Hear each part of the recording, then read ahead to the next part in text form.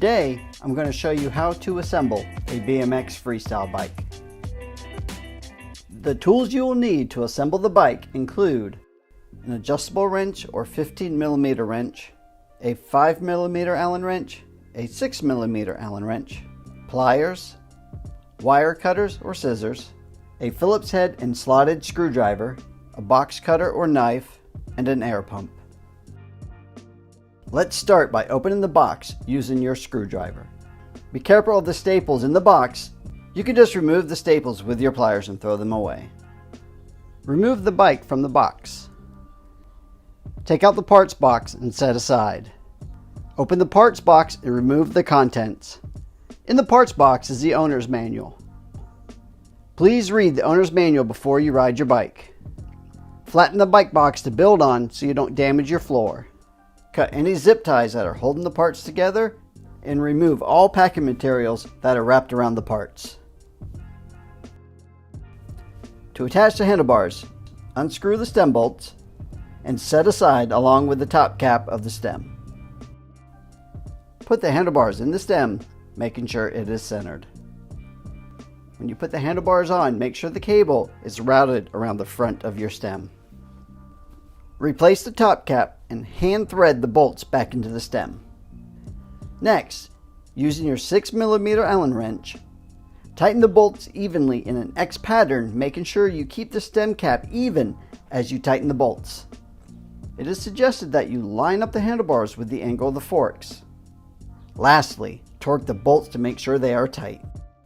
Now it's time to install the seat post. Note the minimum insertion line on the seat post. Insert the seat post into the seat tube. Make sure the minimum insertion mark is not visible above the seat clamp. Align the seat so the nose runs parallel with the frame and tighten the bolt on the seat clamp with your 5mm Allen wrench. To install the front wheel, flip the bicycle over and remove the fork protector packaging if you haven't already.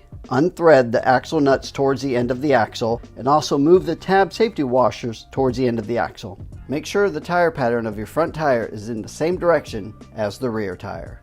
Install the front wheel into the fork dropouts.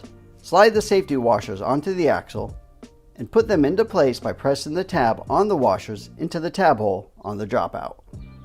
Now hand tighten the axle nuts and then finish tightening them with either a 15mm wrench or an adjustable wrench, making sure the wheel is centered in the fork.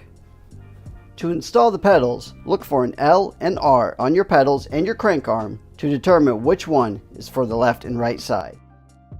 Screw the pedals in the direction of the front wheel. Hand tighten your pedals into the corresponding crank arm. Then use either a 15mm pedal wrench or an adjustable wrench to finish tightening the pedals securely. Now it's time to flip the bike back over and do some pre-ride fine-tuning. Let's start with the handlebars.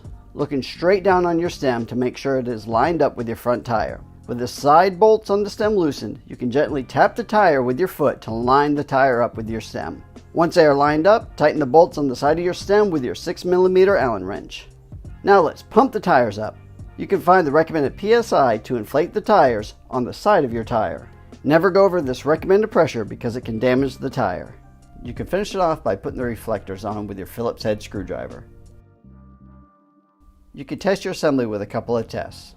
Let's start with a push test by applying pressure in both a downward and upward direction on the handlebars. And a twist test by holding the bike and twisting both the handlebars and the stem laterally.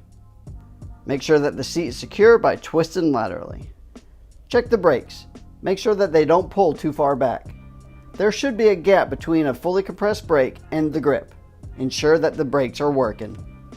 Let's do a bounce test to make sure nothing is loose or rattling. Lastly, go around your bike and torque all of the bolts to the manufacturer's specifications you'll find in the manual to make sure everything is tightened properly. The pressure needed to properly torque the bolts should leave a mark on your hands. Now it's time to enjoy the bike you just put together yourself.